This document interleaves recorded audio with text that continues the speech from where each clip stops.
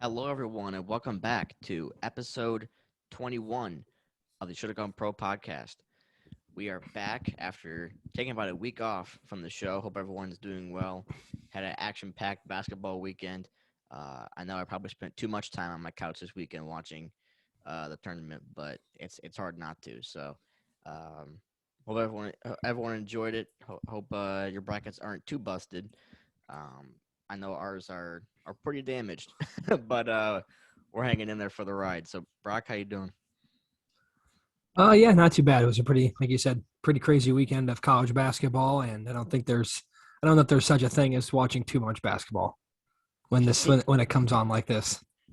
Yeah, my mom was walking by. She's like, "There's still games on." I'm like, "Yeah, do you not understand what's going on here?" Um, Pretty much an all day thing, and the Thursday and Friday, especially when you got like four games on at once. It's kind of pick your poison with that one, but um, no, a lot of fun. Some decent upsets here. If you're watching the video version, I pulled the Sweet 16 bracket up so we can get a little bit of a better look at what we're dealing with this next weekend. As we're gonna have some pretty big games coming up. Uh, so today we're talking about some of the March Madness stuff. What we noticed from the past weekend, the upsets, teams that look good, stuff like that. We'll make our final four picks, since we won't talk about this until next week, probably a week from today, probably talking about the final four and what comes out of that. So that'll be a that'll be a fun one as well. Um, and yeah, tomorrow we're planning to do uh, the episode regarding all the free agent stuff. I know there's been a crap ton of news as far as the NFL and the MLB. It's just been every day something crazy's happening. We even got a trade today in the NFL. So stuff's been flying off the shelves. So we're gonna talk about all that tomorrow. Try and do the best we can to unpack that all in one episode. Might be a little bit of a long one, but make sure you tune in for that one. But today we're talking about this March Madness, which has been a fun one so far. Um, we have our staple upset. I feel like every year there's one team that pulls off that upset, and this year, I think when we were doing our bracket podcast, we were making jokes about their mascot, but they ended up pulling off the biggest upset of the weekend. The St. Peter's Peacocks, um, whose gymnasium looks as big as my high school's gym, is in the Sweet 16. Um, pretty crazy to think about. Uh, they played two fantastic games. They look like a really well balanced team. I don't think they'll be able to beat Purdue in this next round, but it's usually where the 15 seeds kind of die out is at this point, or the really low seeds die out. But um, what was kind of your initial reaction, not just to St. Peter's, but to the weekend in general? What are some of your biggest takeaways from what happened? Yeah, I mean, it was that St. Peter's game was pretty crazy. I mean, I thought Kentucky was lucky to even get the game into overtime anyway, and they were down late in that ball game by a couple possessions and had to fight to get it into overtime. And then, I mean, once they did get into overtime, they looked pretty terrible. I mean, they were missing free throws the entire overtime period and coming away with no points. And then on the other end, St. Peter's was doing what they'd done all game, just scoring. And I mean, they were able to put Kentucky away. That was, I think, the biggest shock of the first day Mm-hmm. for me anyway. Um, I mean, I had Kentucky, I think, in my Elite Eight, so losing an Yeah. Elite Eight team the first day was certainly rough. But I mean, St. Peter's played really good against Kentucky, and then I mean they followed it up with another really good complete game against Murray State to get to the Elite Eight. And they've certainly been the story of the tournament so far. I do agree. I don't think they make it past Purdue in the Sweet 16, but they've certainly been a really good story thus far. Yeah, it's always cool to hear these things about these powerhouse schools and these little tiny schools that no one's ever heard of just coming out of nowhere. We saw it last year with Oral Roberts. That was a lot of fun. It's easy to get behind these schools, even though I picked Kentucky to go far as well. It you can't help but root for them at some point unless they're placing. Sorry, can't speak unless they're facing your team. So, um, but yeah, super cool. Happy for the St. Peter's Peacocks out of New Jersey. That's a fun story. Um, we have three other double-digit seeds here, and two of them are playing each other in the Sweet 16. Iowa State and Miami, both pulling off some big upsets. And I think the big takeaway from me yesterday was the struggles from the Big Ten. A lot of Big Ten teams played yesterday, and Purdue was the only one to win. Um, Illinois, Wisconsin, Ohio State, and Michigan State all lost yesterday. So Michigan and Purdue are the last two Big Ten teams left, and the team that had the most entries into the tournament. So that's definitely a shocker looking from how it started to where we're at now. But yeah, the Iowa State Miami matchup is not what I expected. Auburn and Wisconsin both going down yesterday. One thing I've noticed a lot in these games, and I don't know if you can agree on this or not, but I've noticed that when I'm watching these college basketball games, that the fundamentals of basketball are a lot more present than what they are in the NBA. The mid-range game is still well and alive in college basketball. Guys are getting to the bucket more efficiently and not just trying to do crazy windmill dunks. I mean, I love the NBA, but I'm looking at the college basketball, and all the players are way more fundamentally sound. It looks like a complete basketball game. Guys aren't just chucking threes to chuck threes, and I don't know. It just feels like a lot like more pure basketball than what the NBA has kind of turned into. That's kind of what I've taken away from a lot of these games is that I see guys that have open looks from three, and in the NBA they'd be taking them all day. But the fact that this guy can get 5 feet closer to the basket and take the closer mid range, they're doing that in college, but the pros never would think about that. I don't know. Did you feel the same way about that? Do you feel like it just seems like it's more pure, fundamentally sound basketball in college, and especially in this tournament? I don't know how you feel about that. No, I would definitely agree. I think that's something you see a lot of is some of these guys passing up good looks at three for a better shot. Get whether that's getting to the rim or shooting it from mid range. But yeah, no, I definitely agree with that. I think that's a very good thing to pick up on. I mean, a lot of these teams have lived in the mid range and getting to the rim and not necessarily relying on 3-point shooting as much as they do in the NBA. And yeah, I mean, I think that's I think you look at it. I mean, some of these teams who are pulling off some of these upsets and winning some of these games. I mean, they're relying on the mid range to score their points, and I mean, it's obviously worked out well so far. But no, I do agree. I think that college players are and the games themselves are a lot more fundamentally sound than what happens in the NBA. Yeah, I feel like a lot of the NBA has turned into ISO basketball too, and it's really team oriented in college because a lot of these guys aren't going to get that NBA chance, but the few that are really buying into the system. And that's why they made it into the Sweet 16. So, I watched Miami upset Auburn yesterday, and they were just going crazier from mid range. So it is nice to see from a basketball purist standpoint that's still alive. But we have 3 of the 4 1 seeds left. The one that went down was Baylor to North Carolina in overtime, and I don't know if you watched that game, but Baylor came back from 25 points down after Brady Manick on North Carolina got ejected for I wasn't really agreeing with the call, but they called it a pretty bad flagrant. I would give them a 1 out of 2, but that's just me. But then Baylor just came flying back, forced it to overtime, and North Carolina just kind of pulled away. This was definitely a bit of a shock, especially because Baylor's defending champs.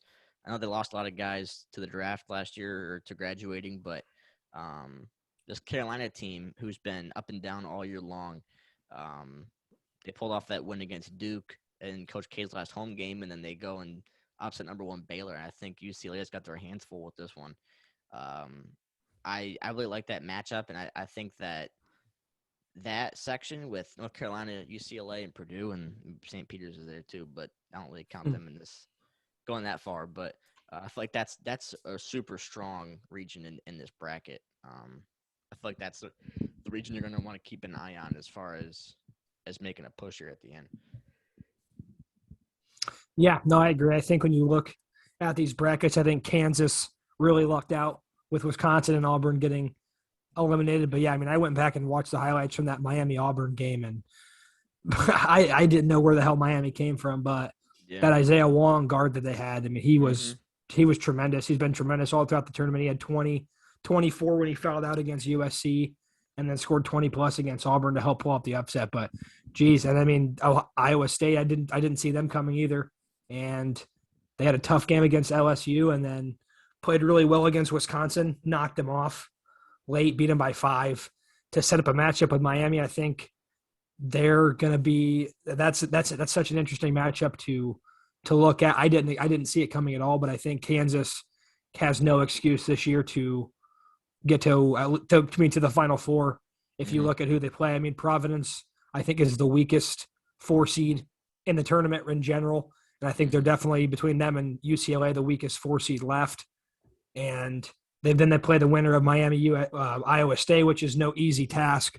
Both of those teams are hot, but I mean, you're a 1 seed. I think that's a very winnable game, Oh yeah. and it's just this tournament's just been really crazy, honestly, for Baylor to come all the way back and then kind of fall asleep in overtime, and North Carolina knock off the 1 seed. I know that was the first game I think on what Sunday.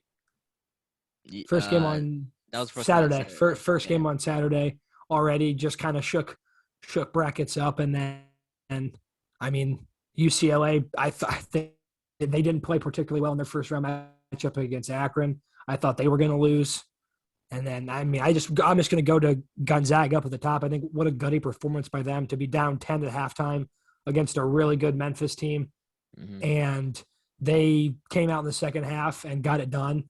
And I mean, they're the number 1 seed in the tournament. All the pressure was on them, and for them not to fold, be able to come out, erase the 10-point deficit at halftime, and punch their ticket to the Sweet 16, I think was a really impressive performance by Gonzaga. Yeah, Gonzaga had to pull off that comeback, and Drew Timmy really led that charge there. Um, and I don't know. I feel like none of these one seeds are safe at this point. I feel like Kansas obviously has a fairly easy path to the Final Four if you're looking at from their standpoint. But Gonzaga really had to edge one out against Memphis. Arizona had to hit a logo 3 ball to send it to overtime against the scrappy TCU team, which was a really good end cap to the round of 32 last night. Um, I don't know. I feel like Gonzaga's going to need Drew Timmy to kind of just be on fire for the rest of the tournament. Otherwise, there's going to be too many problems. Um, uh, Chet Holmgren has been good, but I feel like I would need more out of him offensively. He's been great defensively though. And man, he is so freaking skinny, dude. Like it's like he Yeah, needs to, if he is. he's going to the NBA, he really needs to bulk up, or he's going to get hurt. I mean, he can't be going up against the 7 footers in the NBA and being able to. They're just going to back him down to the bucket every Yeah, time. Um, but yeah, I think Arkansas, who's been pretty good defensively, is really going to cause some problems for Gonzaga. It would not surprise me if Arkansas pulled that off. Arizona, I feel like had a bit of a hiccup last night, but I still feel like they're a really good team. So I would not be surprised if they do pretty well and get to the Final Four. Um, but I was really liking what I saw out of Purdue yesterday, and Jaden Ivey just has next level burst. I heard the guy on the broadcast saying the fastest player he saw in college was Russell Westbrook, and then he went to a gym with Jaden Ivey in there, and it reshaped the whole way he thought of everything. Like this guy has next level burst. He's making these cuts to the basket that these NBA guys are making. If he can stay healthy, because a lot of those athletic guards tend to be injury prone. If he can stay healthy, man, and he's got a good shot on him too. He's yeah, definitely one of my favorites coming out of this draft. Um, and the big men played well for them yesterday too. So I really like Purdue. I know I said this in the last episode, but I'm sticking by it, and they kind of proved my point. Um, with I do really like them to come out of that region. Um, and I did pick Duke to win it all in my bracket, and I'm still sticking by that. I do really like this team. I worry a little bit defensively, but Bankero is played fantastic. I really enjoyed watching what he's been able to do. They have a tough matchup against that really gritty Texas Tech team. Um, I mean, there's not really any bad matchups left in this tournament, which is what makes it great. Um, there's the Michigan who beat that Tennessee squad, and I'm a Michigan fan, and I didn't even think we were gonna be able to pull that off. That Tennessee team just went totally cold, and Eli Brooks and Dickinson set up huge for us. But Villanova, who I saw yesterday, is the best free throw shooting team like ever in the history of college basketball based on percentage, which is just absurd because if you get into a free throw battle with them or you get down late in the stretch, you're not going to be able to pull off any kind of comeback. So you got to stay ahead the whole game. And that's really scary coming from anyone who's got to play Villanova. I think they're as a team they're shooting like 83% from the line, which is just Jeez. absurd. It's just That's absolutely crazy. absurd. I saw that one of the guys went to the line that was like 75%, and they said, "Oh, he's the worst free throw shooter on the team." Like, that's that's just insane. So, but yeah, lots of great matchups here. I know you had some strong feelings about your Illini yesterday, going up against that Houston squad who was just running up and down the floor like crazy. Um, so I'll let you say your piece about the Illini yesterday. Yeah, well, I think it's official that I'm the worst person at picking brackets in the history of ever. I picked every. I think I've picked every upset wrong so far this year. It seems like everyone that I picked was the exact opposite of that happened, aside from a couple. But yeah, I regret picking Illinois. As soon as they played Chattanooga, I regretted it. Um, I really wasn't that strong on it when I submitted my pick anyway, but I thought I'd stick with it, go with the state school. But I'll never do it again. I mean, frankly, they were embarrassing in this tournament. I mean, if you watch any of that Chattanooga game, I think Illinois was lucky to be down only 14 middle of the way through the first half because, I mean, Chattanooga was getting wide open jumpers and just missing shots, open shots from 3-point mid range inside the paint. And I mean, Illinois was just doing nothing about it, turning the ball over, playing sloppy, missing free throws. So to only be down 14 at a point in that game was nuts. They led for 25 seconds. I was like, okay, I thought we got the worst game out of the way. And then they followed it up with another dud against Houston. It just angers me because the exact same thing we lost for last year against Loyola Chicago, being sloppy with the ball, just not making shots, giving up offensive rebounds. That's exactly what happened again. Houston it felt like every offensive rebound. Illinois had, I think, 17 turnovers in the game, which is you can't win a basketball game against a defensive team like Houston. They were getting runouts, wide open threes in transition. And I mean, for all the talk that Brad Underwood had about Trent Frazier being one of the best defender in the nation, I mean, he was getting cooked all day, all game by Houston's point guard. Illinois couldn't get a stop on the defensive end.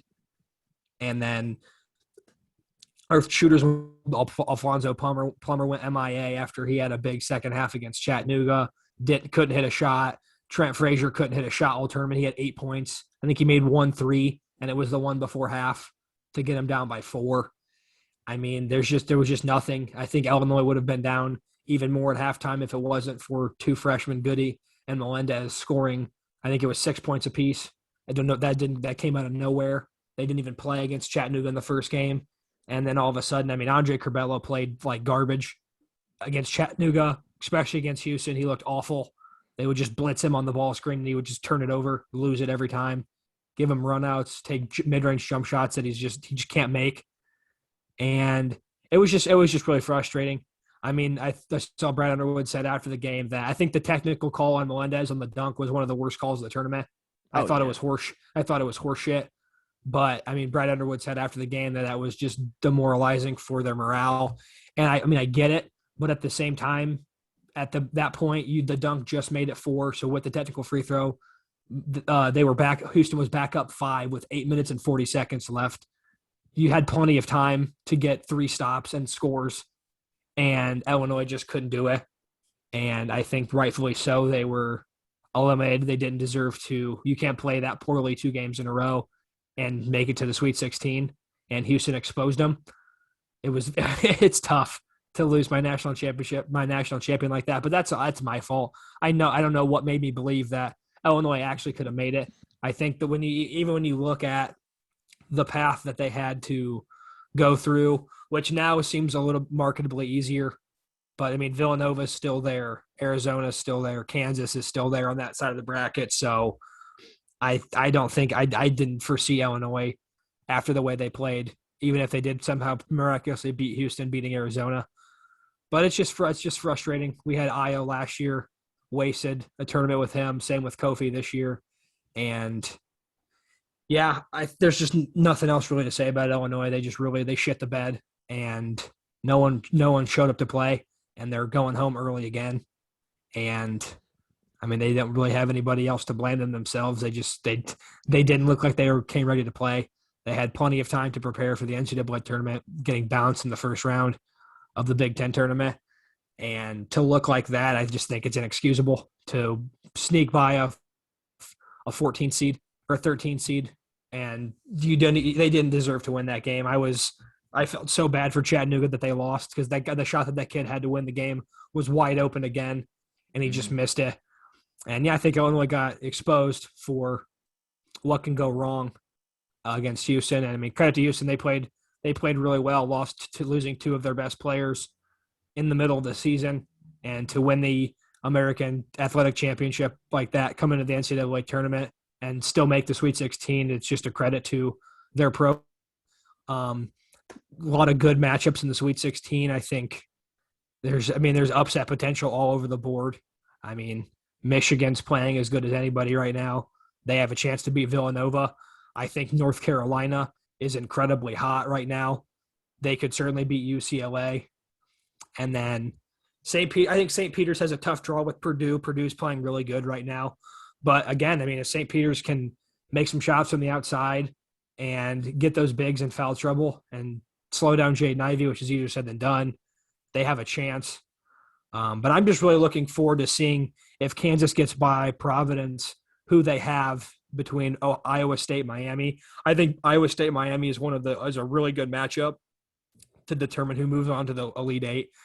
I didn't expect either one of these teams to make it this far, and it's going to be really interesting to see them battle it out. I think maybe give the edge to Miami just because of that great guard play, and they've been tremendous so far this tournament. But credit to what Iowa State's done to come off a tough game against LSU and then to follow it right up with another tough game against Wisconsin. Credit. I mean, they won. I think it's kind of crazy. They won 2 games last year, and now they won 22 games this year and are in the Sweet 16 of the NCAA tournament as an 11 seed, and just beat a two-seeded co-Big Ten champion to do so. So, I mean, hats off to what they're doing this year. I think they're certainly, along with St. Peter's, one of the stories of the tournament.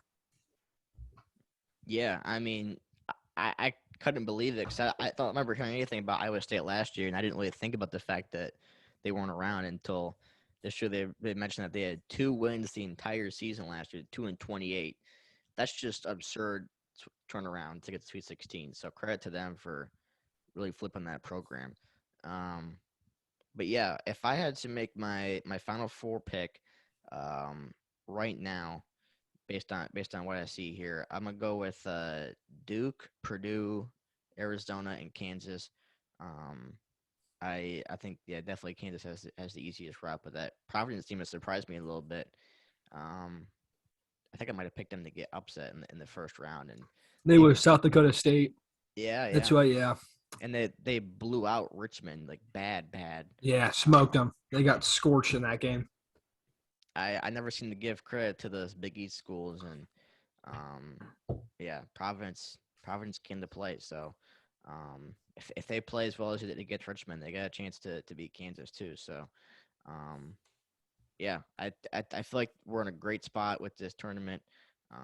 We got a good mixture of upsets and heavyweights. So what are you thinking for your Final Four right now? I'm going to go Texas Tech, UCLA, Villanova, and give me Miami. I think there's going to be a double-digit seed that makes the Elite Eight this year, and I think it's Miami. I'm on the hype train now. I mean, what they did to Auburn against a really good team was honestly incredible. Auburn didn't lead, I don't think, basketball game, and they really put him away late in the second half. And I didn't. Miami came out of nowhere. Or did you see that dunk that kid had over Jabari Smith? Mm-hmm. He boomed on Jabari Smith. That was incredible. I mean, that Miami came ready to play. I think at this point in the tournament, I think there's going to be there will be another crazy upset. But yeah, give me Texas Tech, UCLA, Villanova, and Miami to make. No, shoot, just kidding. That's a lie. That's my. Yeah, no, actually, that's fine. Yeah, I like that. Texas Tech, UCLA, Villanova, and Miami to make the Final Four. Like I said, I feel like there's going to be, as crazy as the tournament's been, there's got to be a double-digit seed that breaks through, and why not Miami? So no one seeds. Wow, Nope, that's no one a seeds. that's a big move there. But yeah, it just shows you how great this tournament is, having this much variety in these teams, and we got some teams that can put up like 80 points a night, and then teams that can just lock up on defense. I mean, we have a really great field here, and I'm super excited for it. So yeah, there should be a lot of fun. Um, but yeah, uh, anything else that you wanted to mention about the tournament? Anything you saw over the weekend or stuff like that? I know we got a big episode tomorrow, so. I just feel like the general two things. I feel like the first thing, I feel like the general consensus around it's been the refereeing has been pretty terrible. Hmm. There's been some pretty questionable calls throughout the course of the tournament.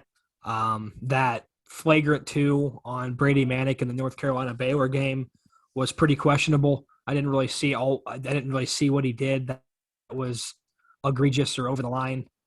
Obviously, the technical in the Illinois game on the dunk was another one. I remember one, there was a guy shooting a 3-pointer and he came into his legs and knocked him down, and it was a no call, but they've been calling that the entire tournament. And it just feels like at some points the refereeing is so up and down, they'll let them play for a stretch, beat each other up, and not really call anything. And then if you breathe on somebody, it's a foul.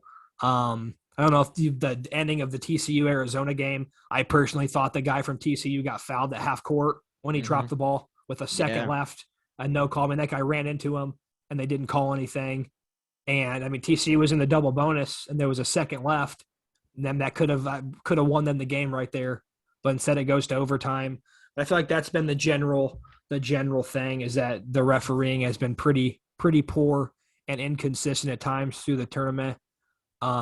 And then second thing, I kind of want to see what is your of the Sweet 16 docket that we have: Gonzaga, Arkansas, Texas Tech, Duke, North Carolina, UCLA, Purdue, St. Peter's, Arizona, Houston, Michigan, Villanova, Kansas, Providence, Iowa State, Miami. What's your favorite matchup? What's the game you're going to most be looking forward to watching? Yeah. Um, that's a tough question. First, I do agree with your opinion on the refereeing. I feel like in that TCU call you mentioned, I feel like they didn't want to have the game decided by that, so they didn't call it, which I don't think should be a situation the refs are thinking about. I think if it's a foul, it's a foul, no matter what happens in the first second or the last second. So, um, but yeah, the refereeing has been really up and down. I feel like the referees almost feel a sense of pressure too because they don't want to make too many mistakes or have the free throws lean one way or the other too much and then get a bunch of scrutiny for it or stuff like that. I feel like the referees are really nervous when they're making these calls. I noticed Purdue had like 45 or something like that free throws in the last game, which is just absurd. I mean, I'm sure that they got fouled a lot, but I think there was a point where that's just a lot of free throws that can really make a difference in a ball game. So just absolutely crazy that when I saw that number for Purdue. But thinking about these matchups here, um, man, it's tough. I do really like North Carolina UCLA matchup, two blue blood schools. Um, they both got some guys that might be low under the radar. As far as thinking ahead, I mean, Caleb Love and Tiger Campbell is a really good point guard matchup there. I think people aren't really talking about that. Everyone's talking about Juzang from last year's tournament. and Jaime Jaquez, and they're both great players. But I think the point guard battle there is gonna be a lot of fun to watch. Tigers here is just so crazy too. Um, and I like the Texas Tech Duke matchup as well because Texas Tech is a great defensive team, and Duke can put up a lot of numbers. So, um, seeing which one of those sides can prevail here. Um, yeah, I feel like the matchup I'm probably least looking forward to is probably I don't know. I feel like that Kansas can pull away from Providence if they have an off night. I feel like St. Peter's just doesn't have enough to keep the storybook going. It'd be cool if they did, but I don't. I feel like at this point it's where they really die out. So, um, yeah, I feel North Carolina, UCLA, or Texas Tech, Duke are probably the two that I'm looking forward to. I feel like there's gonna be some gritty battles in those ones, and um, I think those teams are really gonna have to earn their spot. So, what are you thinking about that? That's a good question. Um, I feel like you said, I like the Texas Tech, Duke, North Carolina, UCLA, but I think the Arizona Houston matchup is going to be really interesting as well. Houston's really, really, really good on defense, Mm-hmm. and I mean Arizona has some really good players. Benedict Matherin had put the team on his back against TCU. He was doing everything at the end of the fourth quarter and overtime. He hit that logo shot to put it into overtime and then took over in overtime. It's going to be interesting to see what Arizona can do against Houston's defense because I thought what Houston did a really good job of against Illinois was getting them to. I mean, Houston's not a great 3-point shooting team, but they Mm-hmm. used Illinois' turnovers to get out and run, passing the ball around, moving it around to get open looks at three, and they were making them early in the game. And I just think, I mean, I think if Houston can make enough threes and come up with some key defensive plays and get some steals, I think they can make life difficult for Arizona. I think they're kind of scrappy like TCU, but I think their defense is a lot better than TCU's. And Mm-hmm. TCU gave Arizona a lot of problems. And I think Houston's offensive ability in terms of what they can do both inside and outside from their guards and big men play, I think Houston has the potential to give Arizona a little bit of problems. So I'm looking forward to that matchup as well. Um, but yeah, I mean, so many. I think that this I can see the Purdue St. Peter's game kind of being a blowout. I don't really know what answers St. Peter's is going to have for Edie or Travion Williams, the two big men for Purdue. But other than that, I mean, all these games, I think Providence could potentially give Kansas a scare, but we'll see. But I mean, other than that, I think a lot of these games are going to be close, and I don't think you could pencil any of these in for sure one way or the other, especially as crazy as this tournament's been already this year. Yeah, I'm noticing too as I look at it, I'm seeing a lot of offensive team versus defensive teams matchups here. Gonzaga, Arkansas, Texas Tech, Duke, Arizona, Houston. I'm noticing a lot of offense versus defense minded teams, which um, will really make for some good matchups, um, and see who's able to get the game leaning towards their direction. Because some of these teams like Arkansas, Texas Tech, Houston, uh, they really do well in the low scoring games. Um, just the games are back and forth defensive stops where everyone's just clamping up. Those are the games that those teams excel in. Um, but then Gonzaga will just go out and put buckets up on everyone. And if you get in the shootout with Gonzaga, you're probably going to lose. So I really like that we have some of these matchups with that these teams' strength are going to be going at each other. It's going to be a lot of fun. But yeah, I believe we have 4 games Thursday, 4 games Friday, and then the weekend we'll have 2 games each, and we'll be ready for the Final Four. Talk about that week from now, which is it's kind of crazy how fast it goes by. those 4 days, you don't really realize how many games are happening until you sit back and think about it. Because I A mean, lot. you just see the scores and you're like, okay, like yeah, there's the scores from the games, but um, it's a lot, and it's super cool that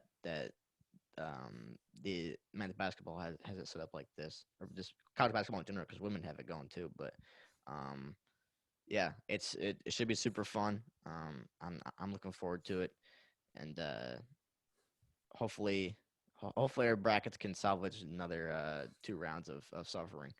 Don't think so. Mine's pretty much gone. It is pretty shot. Auburn, Illinois gone yesterday. Kentucky day one, and then like I said, every upset I picked was just wrong. I picked Vermont, they lost. South Dakota State, they lost. I picked Vermont upset Arkansas. Arkansas smoked them. Um, and then like I didn't pick the Richmond. I didn't pick the Richmond pick.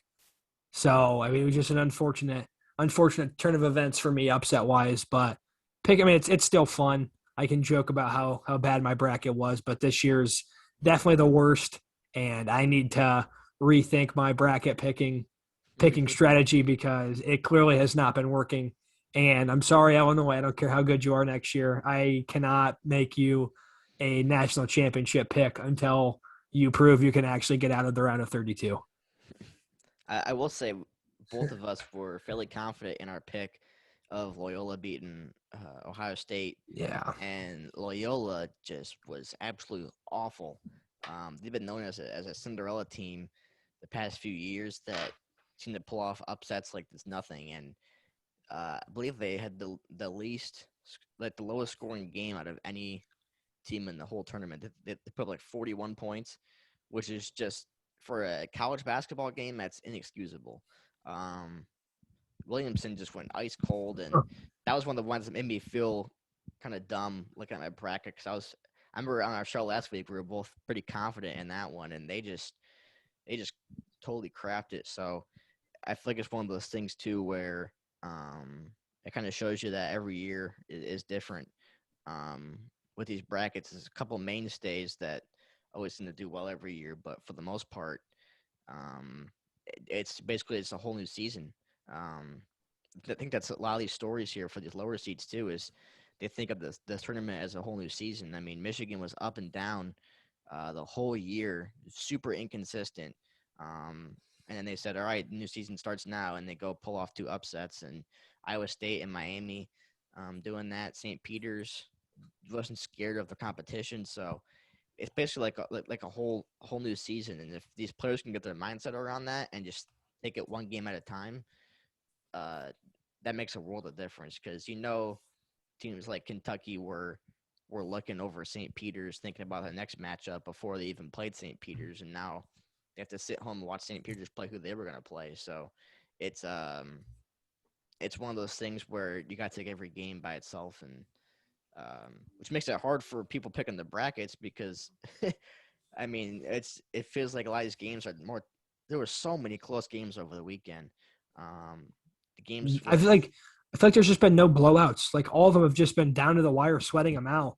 a couple Like one watching it, it's like sixteens were blowouts, but other than that, yeah. yeah, but like I mean, like I feel like those are the ones that the games that are expected to be blowouts were blowouts. But for the most part, I feel like there was a lot of just so many close games, and like even if a team got down, they would always make a run. I mean, the Baylor North Carolina game had me sweating.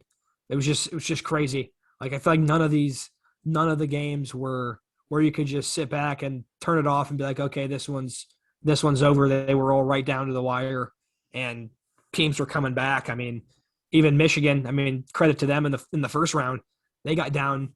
They were down big. What was it? Double digits It's by 15, yeah. halftime, like 15, and they came back, rallied in the second half.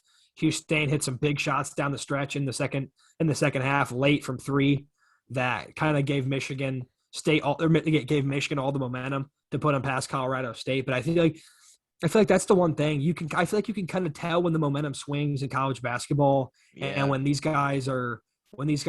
hit a big shot and they go up for the first time or get right back into the game, and you can just feel when the momentum swings, and a lot of these teams were able to capitalize on it and either get back into the game or play well enough down the stretch to put some of these teams away, because I mean, they've just been close.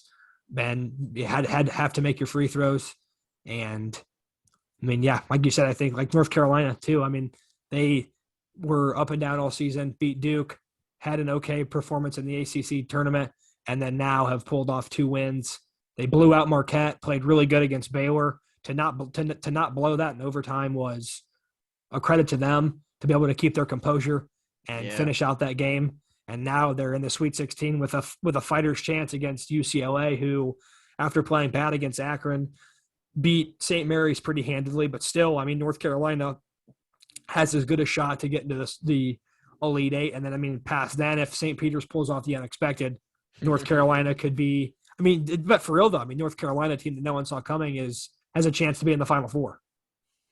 Yeah, I mean that's really just a testament to what I was saying about every game. Just think of it as a fresh start, and it's kind of crazy to think about the direction that all these teams came uh from dominated. Some of them dominated the whole year, and some of them didn't even think they were going to make it to the tournament. And now they're in the Sweet 16 and fighting for a Final Four spot. So, yeah, just all the storylines coming together too is just really fun to watch. Um, I think we got a great field here, and I'm looking forward to it. And I'm looking forward to talking about it next week with you on the Final Four show. So, should be a lot of fun. But yeah, was there anything else that you wanted to bring up about it? Or we feeling pretty good. No, I mean this was most stressful 4 days of sporting events that I've ever watched. But I mean, I wouldn't trade it for anything. March Madness is incredible, and it is kind of crazy. I mean, this is only. I mean, there's still 16 teams left in the tournaments.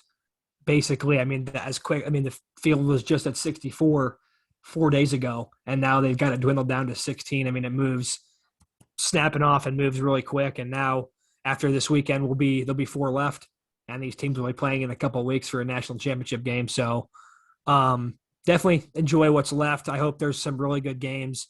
At this point, I feel like this is when a lot of the craziness settles down a little bit, and there's not as many blowouts, and these games tend to get super close. So I think that's all that we can really hope for is that more stressful games and tight finishes down the stretch, because I think that's what makes it more enjoyable when you can sit there and watch it to the final buzzer, and it could come down to one final shot to move on or go home. And I think that's just what makes this tournament so special.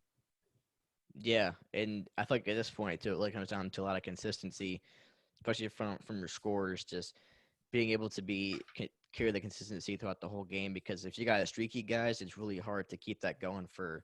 I mean, you got to win four more games now. So it's a lot. It's a lot to ask. But yeah, I feel like at this point it comes down to the consistency, and that's where we usually see a lot of the big seeds fall at this point. So hopefully we get some exciting games and some good finishes and some more upsets too. Can't argue with upsets. So, um, but yeah, let us know your thoughts on the tournament so far, um, what you've been thinking, and how you're feeling about the Sweet 16, and how messed up your bracket is. So, thank you for listening to episode 21 of the Should Have Gone Pro podcast. Make sure to follow us on Instagram and Twitter at GoneProPod. Definitely on Twitter at GoneProPod. That's where we are. We'll post new episodes come out, stuff like that.